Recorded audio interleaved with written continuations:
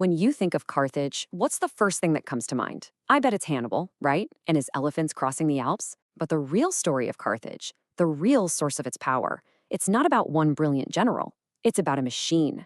In this explainer, we're going to pull back the curtain on the cold, ruthless, and absolutely brilliant industrial engine that fueled an entire empire.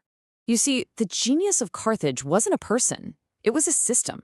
It was a repeatable, scalable process for creating wealth and military power on a scale the ancient world had never seen. This is a story of engineering, economics, and just ruthless bottom-line efficiency. And that story really begins right here, with the heart of Carthage's naval power. Now, this wasn't just a harbor. This was the Cothon, a top-secret military complex that was part fortress, part factory, and part shipyard, all hidden away in plain sight. So what exactly was a Cothon? Well, it was nothing like your typical port. This thing was a purpose-built military machine.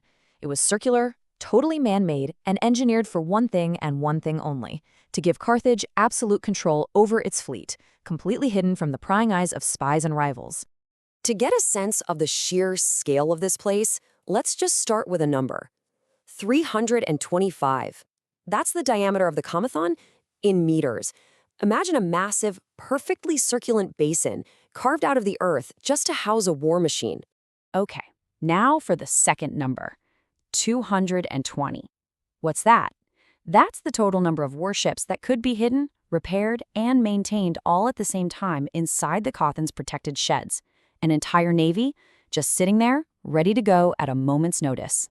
And every single element of the Cothon was designed for total control and secrecy. You had a central island for the admiral's command post, giving him a view of everything. You had those roofed sheds to protect the fleet from the elements and, more importantly, from being seen. The whole thing was ringed by massive walls and had just one single, heavily defensible entrance that they could completely seal off. This wasn't a harbor, it was a vault. So the Cothon was the factory floor. But what about the product? Well, this is where Carthage's real revolution happened. It's in how they actually built their ships. You know, for centuries, historians read accounts from writers like the Roman Polybius, who claimed Carthage could build entire fleets in just a few months. And honestly, for a long time, most people thought it was propaganda, a wild exaggeration. I mean, how could anyone build complex warships that fast with ancient technology? It just seemed impossible. And it stayed that way as a historical mystery until 1971. That's when divers off the coast of Sicily found the answer. They discovered the remains of a Punic warship. And this wasn't just any old wreck. It was a blueprint that turned all that supposed myth into cold, hard archaeological fact. What the shipwreck revealed was absolutely mind-blowing. The ship's timbers, they were marked with Punic letters and numbers. Think about that for a second. These were assembly instructions. Carthage wasn't building ships one by one, from scratch. No, they were mass-producing standardized, prefabricated parts, and then just assembling them on demand. It was, for all intents and purposes, an ancient assembly line for warships.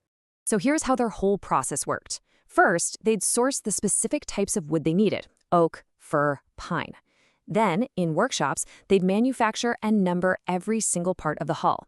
So when the state needed a new fleet, they didn't start from scratch. They just pulled the pre-made parts off the shelf, assembled them with incredible speed, and launched them right from the Cothon. This system meant they could build and replace ships way faster than any rival. But hang on. A military-industrial complex like this, it costs an absolute fortune. So how do they pay for it all? Well, the answer is as surprising as it is kind of gross. It comes from a tiny sea snail. This is the source of Carthage's incredible wealth: Tyrian purple dye. But the process of making it was anything but glamorous. It involved harvesting millions upon millions of Murex snails, crushing them, and then leaving their glands to basically rot and bake in the sun. The smell from these dye works was so famously awful that the workshops had to be built miles outside of the cities. To really wrap your head around the economics of this, just think about this number: 10,000. That's how many snails they had to harvest and process for just a tiny bit of dye. Because from those 10,000 rotting snails, you get just one single gram of pure Tyrian purple dye. It was a brutal but incredibly profitable calculation of labor, resources, and value. And this process created something of staggering value. According to a later Roman price edict, 1 pound of Tyrian purple dye was worth 3 pounds of gold. A pound of wool dyed with it was literally worth its weight in gold. This wasn't just a luxury good, it was a strategic asset that generated unimaginable wealth for the Carthaginian state. And we are not talking about some small-time cottage industry. The scale was immense. Archaeologists have found literal mountains of discarded Murex shells near these ancient production sites. One pile at Sidon was over 40 meters high. This was an industrial operation that ran for centuries, churning out the cash that funded the war machine we were just talking about. So let's put all these pieces together, shall we? You've got a secret naval base, an assembly line fleet, and a high-margin, high-stink chemical industry. This right here, this is the real legacy of Carthage. Think about it like this. The Carthaginian gave them a secure base, which resulted in a navy that was always ready but never seen. The assembly line fleet gave them scalable hardware, which meant they could deploy ships faster than anyone. And the Tyrian purple dye was the high-margin economic engine that paid for it all, creating immense state wealth. They were all interlocking parts of a single, ruthlessly efficient machine. So when we look back, their most enduring legacy isn't a single battle or a famous general.